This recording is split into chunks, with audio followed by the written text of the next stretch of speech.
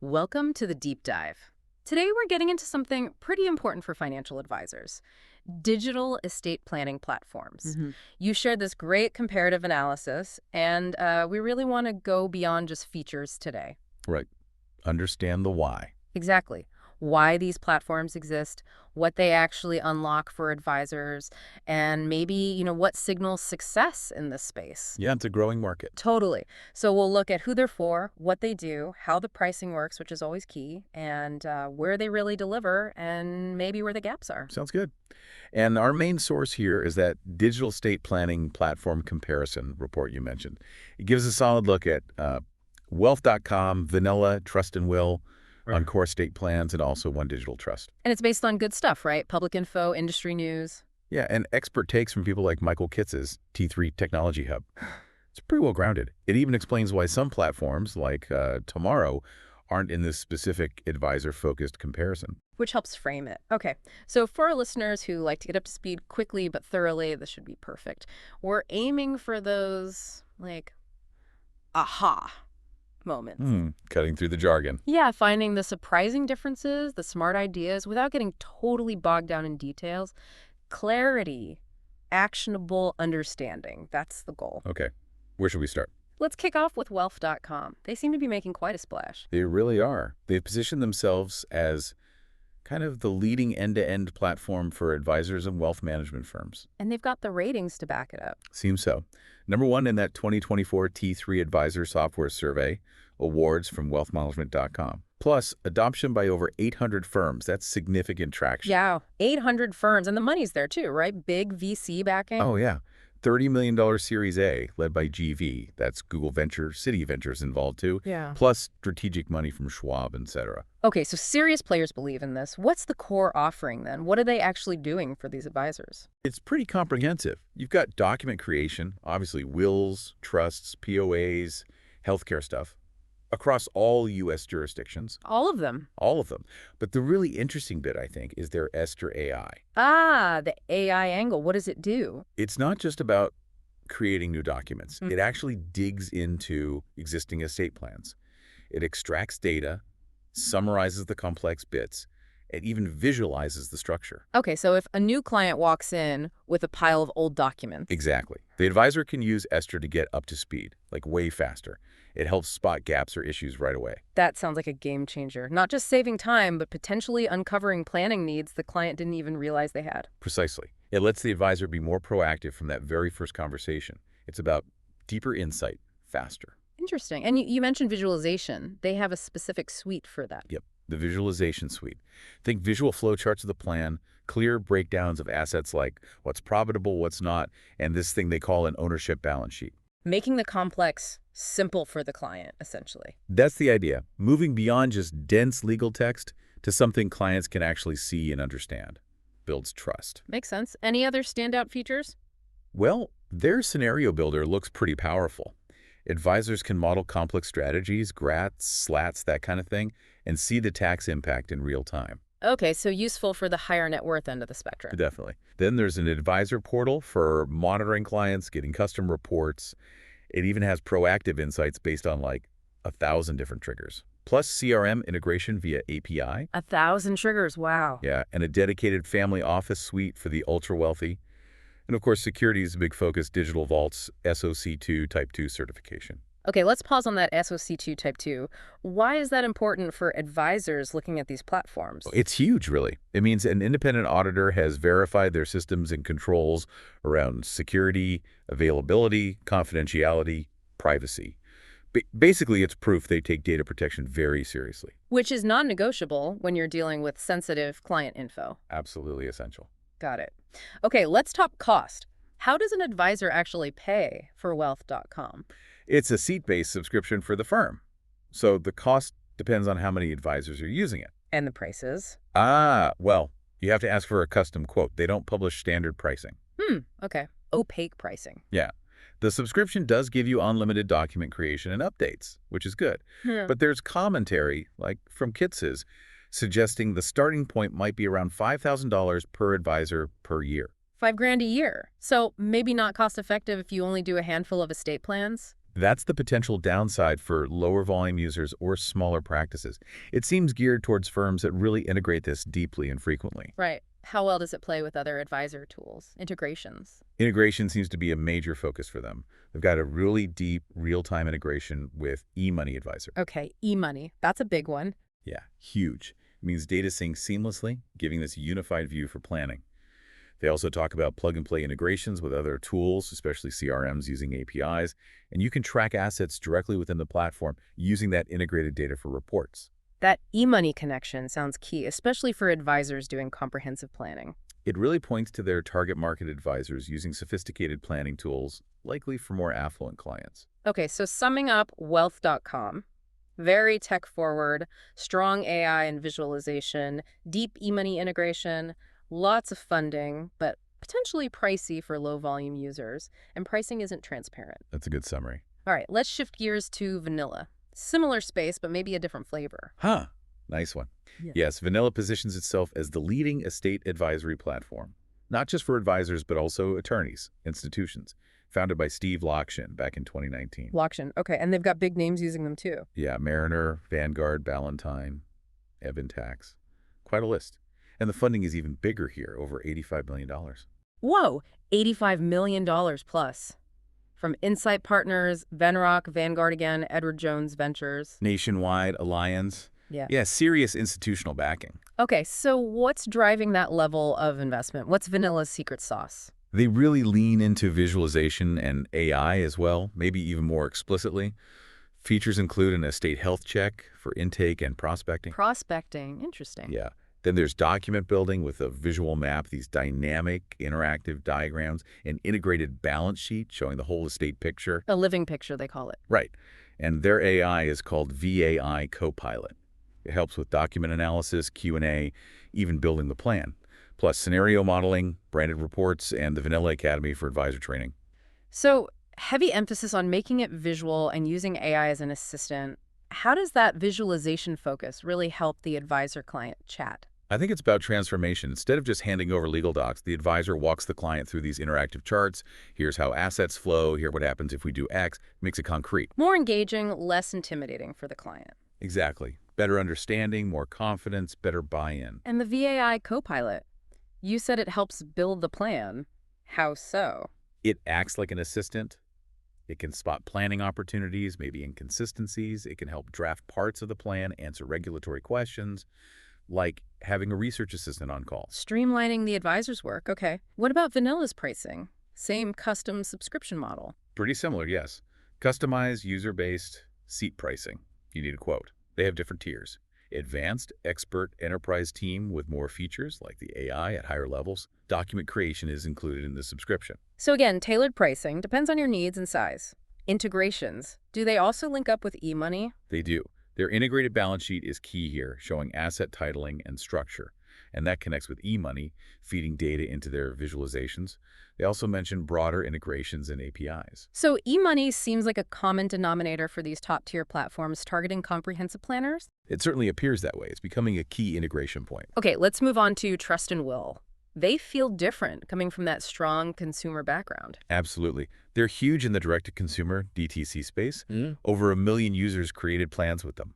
But they've smartly built a B2B side too, partnering with over 10,000 advisors. LPL Financial, AARP, those are big partnerships. Definitely. And they've raised decent money too, a 25 BiDAP Lamb plus Series C. So they're serious about both sides. How do they bridge that DTC simplicity with advisor needs? For consumers, it's that guided online experience. Wills, trusts, guardianships, state-specific, attorney-approved, simple, easy, optional attorney help for a fee. Okay. And for advisors? They get an advisor dashboard. It lets them track referrals, see client progress, access finished documents with consent, of course, plus reports and insights like visualizations of assets, probate avoidance ideas. They even offer probate services. So more of a managed referral system with tracking and insights rather than the advisor directly building the plan in the tool? That seems to be the primary model, yes.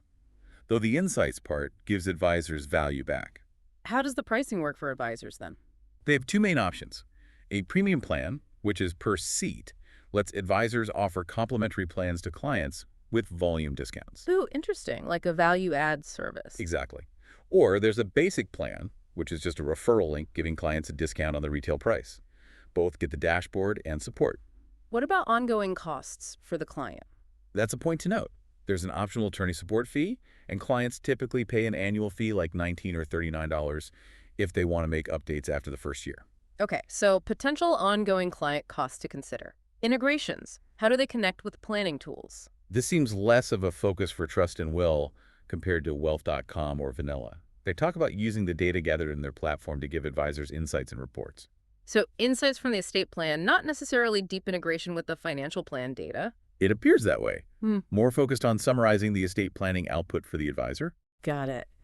Okay, switching gears again. Encore estate plans. Very different model, right? Advisor only, bootstrapped. Yes, quite distinct. Yeah. Exclusively for financial advisors, founded by risk-aligned vets, and purposefully independent, no VC funding. And their big hook is the human element. That's a huge part of it. Mandatory human review of every single document.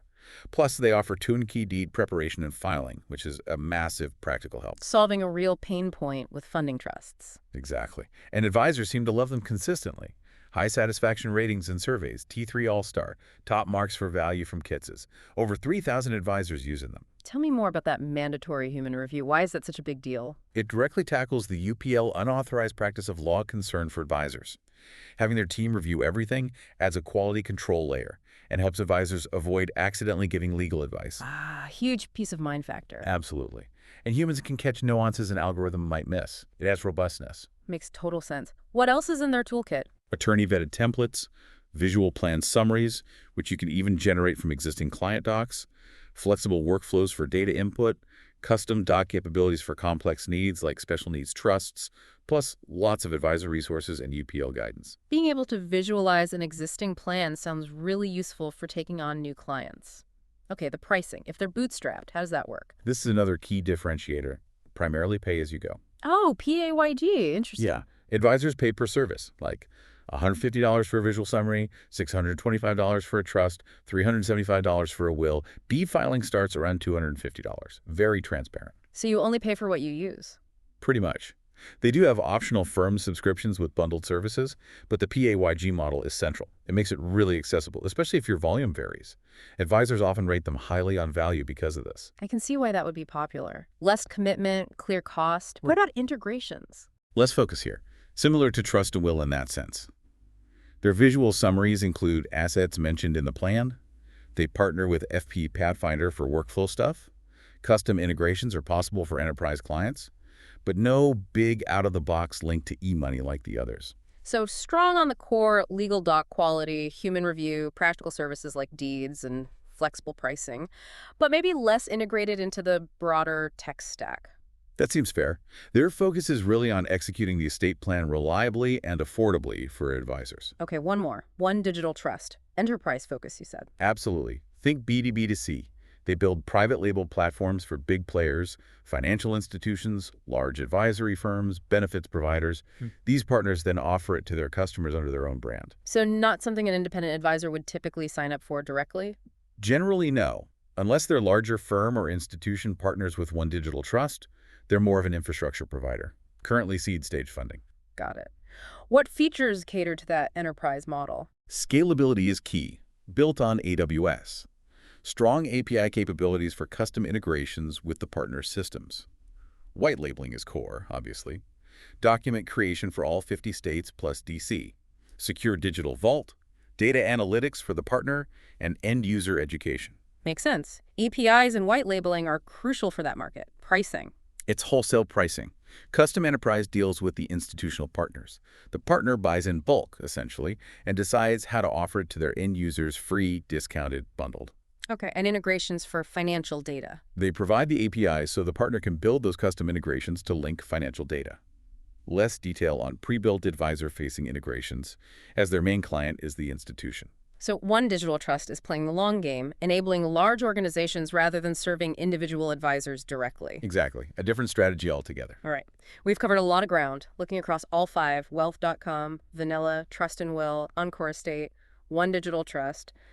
What are the big takeaways? What's the strategic landscape look like? Well, first, you definitely see market segmentation. Some are clearly chasing H&W complexity, others broad accessibility, some are focused on the independent advisor's value proposition, and then there's the enterprise play. Different swim lanes. Right. And their differentiation strategies reflect that. Tech and AI leadership for Wealth.com and Vanilla. Human oversight is a key value for Encore Estate. Brand and accessibility for Trust and Well.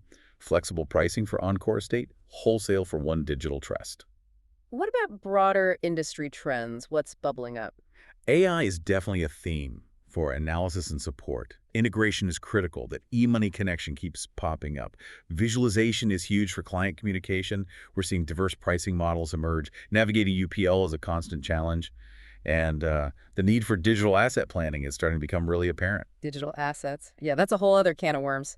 Given all this, where are the gaps? Where could a new player make a mark? Hmm, good question. Bridging that gap between standard plans and really high complexity in a scalable way, that still feels like a challenge. More transparent pricing models that advisors feel offer clear value, better, more robust UPL mitigation solutions. Beyond just disclaimers. Exactly. Maybe deeper integrations with niche software advisors use, Yeah. better collaboration tools for advisors, attorneys, CPAs to work together within the platform, and definitely a really elegant integrated solution for handling digital assets. That's a big one coming down the pike. Lots of potential still. So, if someone was thinking of building a competitor, what's the distilled advice from looking at these platforms? First, know your target advisor. Niche down. Don't try to boil the ocean. Second, prioritize core features that solve real pain points for that niche and figure out your unique differentiator. What makes you special? Right. Third, pricing needs to be competitive and transparent. Fourth, map out your integration strategy, what's essential for your target user. Fifth, have a rock-solid UPL mitigation plan. And finally, think carefully about go-to-market and partnerships. Solid advice. Okay, so to wrap up, we've toured Wealth.com and Vanilla with their heavy tech, AI, and integration focus, particularly for complex planning. We saw Trust and Will leveraging its consumer brand for broad accessibility and advisor referrals. Encore State Plans stands out with its mandatory human review, PAYG pricing, and practical focus for independent advisors. And One Digital Trust is playing the enterprise white label infrastructure game. It's a really diverse landscape, showing different ways to tackle the same core need. Definitely. So here's a final thought to chew on. Considering all these strengths, weaknesses, and the trends we talked about, like AI, integration, digital assets, what specific unmet need or maybe underserved advisor segment do you think holds the biggest opportunity for innovation right now? Is it about creating that single, unified platform for everything in a client's financial life? Or is it nailing the digital asset piece within estate planning? Something else entirely? That's the multi-million-dollar question, isn't it? Where the next big leap will come from. Indeed. Well, this digital estate planning space is clearly dynamic. We definitely encourage everyone listening to maybe revisit the original report. Click around the websites of these platforms if something caught your ear. Think about which model resonates most. Hopefully, this deep dive gives you a really solid framework for understanding this evolving and, frankly, critical piece of the advisor toolkit.